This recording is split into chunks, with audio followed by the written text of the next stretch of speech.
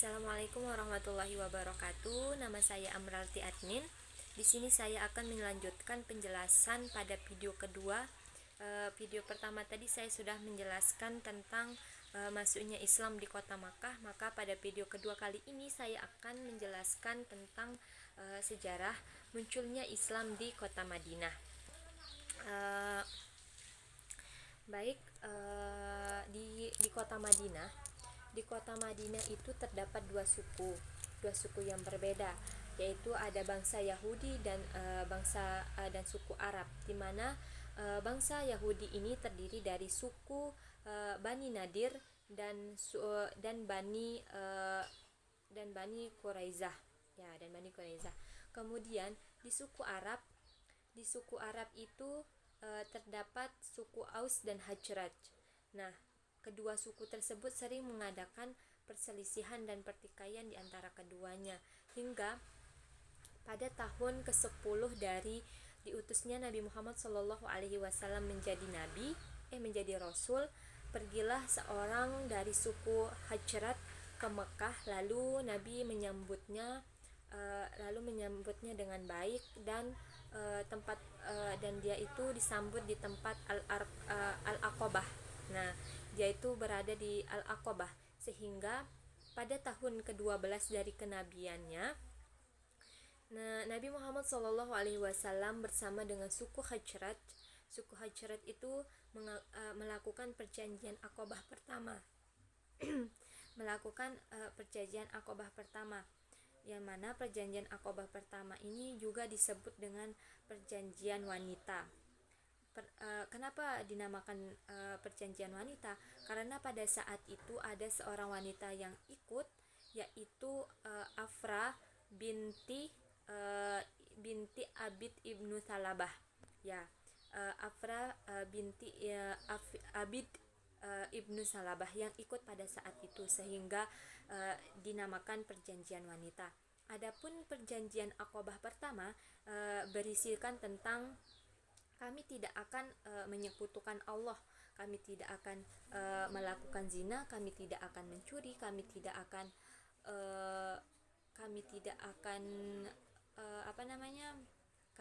akan berbohong dan berdusta, dan kami tidak akan dia itu tidak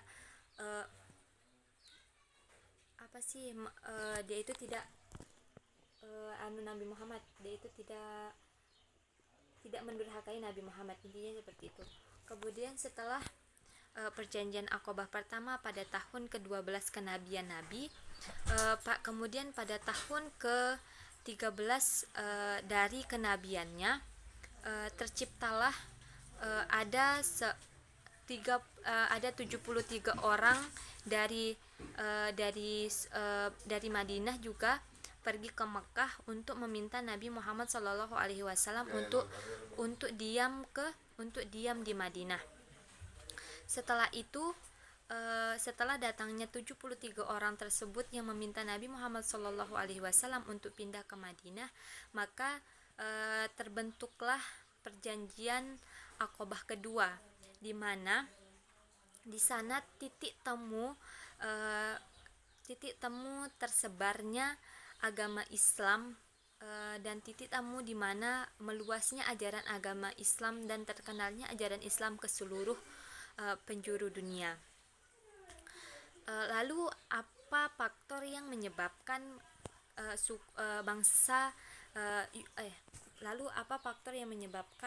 orang Madinah itu untuk meminta Nabi Muhammad?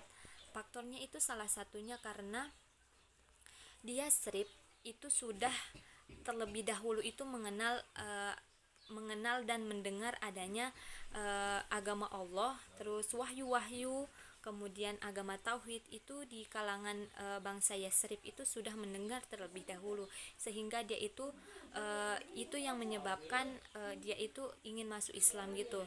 Terus kemudian yang kedua, kan di kota Yatsrib itu ada dua golongan.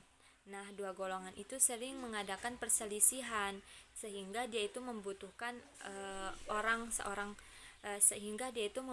seorang pemimpin untuk mendamaikan dua suku tersebut.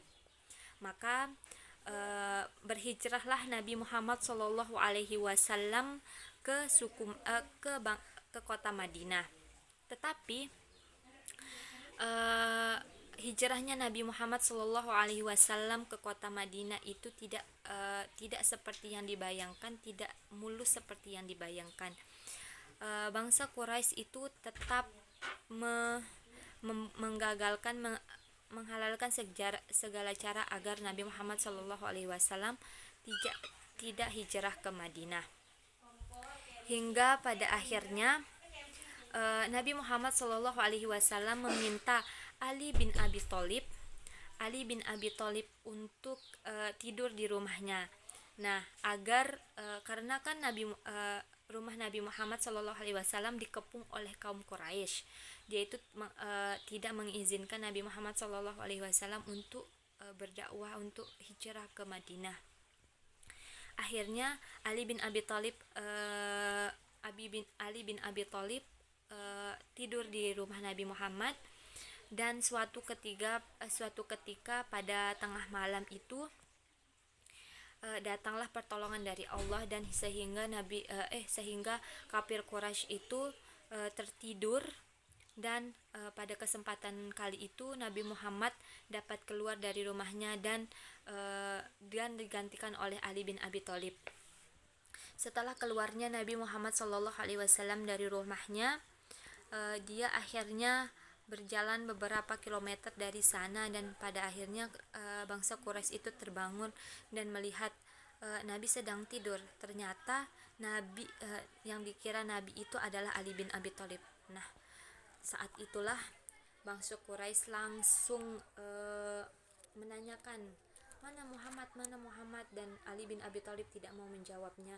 Dan pada akhirnya bangsa Quraisy menghalalkan segala cara dan membuat kayak sayembara gitu, 100 onta atau pokoknya itu untuk barang siapa yang menemukan Nabi Muhammad Shallallahu Alaihi Wasallam. Dan pada akhirnya ada sebuah gua, masuklah Nabi Muhammad bersama, karena kan Nabi Muhammad dikejar oleh kafir Quraisy. Jadi ada sebuah gua yaitu yang dinamakan Gua Tsur. Di sanalah Nabi bersembunyi dengan Abu Bakar As-Siddiq selama 3 hari. Dan ketepatan saat itu pada saat itu pas setelah 3 hari lalu kan Abu Bakar khawatir akan keselamatan Nabi Muhammad Shallallahu Alaihi Wasallam. Lalu Nabi Muhammad Shallallahu Alaihi Wasallam berkata kepada Abu Bakar, kita tidak sendirian, jadi tenanglah. Lalu setelah itu bertepatan keluarlah Abu Bakar As-Siddiq bersama Nabi Muhammad, maka datanglah seorang yang namanya Abdullah kalau nggak salah bin Uraikah, itu membawa 2 onta. Akhirnya dia itu orang Madinah yang membawa onta, maka di sanalah naiklah Nabi Muhammad bersama Abu Bakar di onta tersebut dan menyelusuri Laut Merah. Nah, di sana untuk perjalanan menuju Madinah. Setelah menelusuri dan masuklah dia sebuah kampung di mana dia itu bertemu seorang perempuan, namanya saya lupa, dia perempuan pokoknya. Terus dia itu kelaparan dan meminta makanan dan minuman kepada Nabi Muhammad, dan dia itu menemukan seekor kambing yang sangat kurus, dan di sana dia memerah susu kambing itu dan mendapatkan susunya, lalu diminum oleh wanita tersebut. Kemudian dia memerah kembali dan mendapatkan banyak susu, lalu setelah itu dia meninggalkan perkampungan itu. Sebelum sampai ke Madinah, Nabi Muhammad SAW mendirikan sebuah masjid yang dinamakan Masjid Quba atau di dalam Al-Quran disebut dengan Masjid Taqwa. Di sana Nabi Muhammad SAW di sana berdiam tinggal selama 4 hari. Nah, sedangkan tanah yang di tempat dia itu mendirikan masjid milik tanah Kulsum binti Hamdan. Kulsum binti Hamdan. Dia itu mendirikan masjid Quba. Setelah itu melanjutkan perjalanannya ke kota Madinah. Nah, sesampainya di kota Madinah disambut oleh kaum Madinah dengan senang hati. Rombongan Nabi Muhammad dan orang muhajirin datang ke Madinah. Setelah itu sesampainya Nabi Muhammad SAW di kota Madinah, dia itu dapat kota itu menjadi makmur, dan sekaligus sebagai kepala pemerintahan dia itu menjadi nabi sekaligus juga menjadi kepala pemerintahan. Dan dia di sana juga strategi dakwahnya itu kayak mempersaudarakan antara kaum muhajirin dan kaum ansor, sehingga suku-suku tersebut itu berdamai, walaupun terkadang sering mengadakan konflik, tapi tidak seperti dulu sebelum datangnya Nabi Muhammad SAW. Hingga pada akhirnya wafatnya pada di periode Madinah itu terdapat perang-perang, di antaranya itu ada perang Badar, perang Uhud, perang Handak atau Ahzab, kemudian perjanjian Hudaibiyah, kemudian ada Fathul Mekah, di mana Fathul Mekah ini kembalinya kota Mekah karena bangsa Quraisy itu telah melanggar perjanjian Hudaibiyah, maka terjadilah Fathul Mekah. Dan pada akhirnya wafatlah Nabi Muhammad SAW sepulang dari masjid. Ketika itu sebelumnya itu pada tahun 10 Hijriah kalau nggak salah, itu pada tahun ke-10 haji, 10 kalinya haji itu kan Nabi pergi haji. Nah, di sana itu kayak pokoknya Al-Maidah, Quran surat Al-Maidah ayat 3 itu turun sekaligus menjadi penyempurna kerasulan dan penyempurna dari agama-agama, penyempurna agama Islam, pokoknya seperti itu. Dan pada akhirnya Nabi wafat pada tanggal 12 Rabiul Awal, tanggal 8 Juni tahun 11 Hijriah. Nabi wafat ketika pulang dari masjid kala itu. Baik, itu saja yang dapat saya sampaikan. Kurang dan lebihnya mohon maaf. Wabillahi taufiq wal hidayah. Wassalamualaikum warahmatullahi wabarakatuh.